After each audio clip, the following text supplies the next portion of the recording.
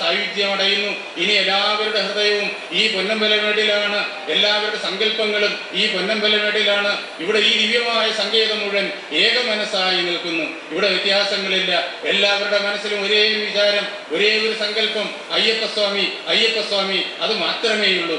എല്ലാം ഈ പ്രപഞ്ചം മുഴുവൻ അയ്യപ്പനിൽ ഉണ്ടാകുന്നു, ഈ പ്രപഞ്ചം മുഴുവൻ അയ്യപ്പനിൽ നിലനിൽക്കുന്നു, ഈ പ്രപഞ്ചം മുഴുവൻ അയ്യപ്പനിൽ തന്നെ ലയം പ്രാപിക്കുന്നു.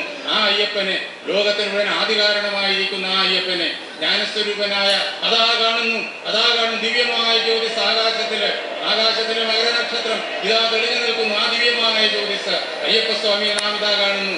സ്വാമിയേ ശരണമയ്യപ്പ, സ്വാമിയേ ശരണമയ്യപ്പ, സ്വാമിയേ ശരണമയ്യപ്പ. അതാ ആ പൊന്നമ്പലമേട്ടില് അയ്യപ്പന്റെ ദിവ്യ ജ്യോതിസ് അതാ പ്രകടമായി കണ്ടു. സ്വാമിയേ ശരണമയ്യപ്പ, സ്വാമിയേ ശരണമയ്യപ്പ. ആ ജ്യോതിസ് നമുക്ക് കാണുവാനായി സാധിക്കും. എല്ലാ വർഷവും 3 തവണയാണ് ആ ജ്യോതിസ് പൊന്നമ്പലമേട്ടില് തെളിഞ്ഞു കാണുക.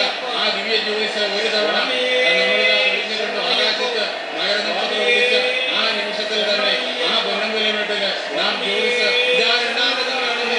സ്വാമിയേ ശരണമയ്യപ്പ, സ്വാമിയേ ശരണമയ്യപ്പ, സ്വാമിയേ ശരണമയ്യപ്പ. ആദ്യമായ ജ്യോതിസ് നാം രണ്ടാമത് തവണയും കണ്ടു. 3 തവണ എല്ലാ വർഷവും നാം നേരിട്ട് കാണാറുണ്ട്. ഈ പ്രപഞ്ചത്തിന് ആധികാരികമായിരിക്കുന്ന ആ പരമമായ ആകാശം, ആ മഹാകാശം, ആദിത്യൻ രാമായണത്തിലെ ആദിത്യ ഹൃദയ മന്ത്രത്തിൽ സംസ്കൃതനായിരിക്കുന്ന ആ ആദിത്യ ഭഗവാൻ അയ്യപ്പസ്വാമി, ആ ആദിത്യനെയാണ് അഗസ്ത്യ മഹർഷി ശ്രീരാമചന്ദ്രൻ ഉപദേശിച്ചത്. അതാ നാം വീണ്ടും നേരിട്ട് കാണുന്നു. ആ ജ്യോതിസ് ഇതാ നേരിട്ട് കാണുന്നു. സ്വാമിയേ സ്വാമിയേ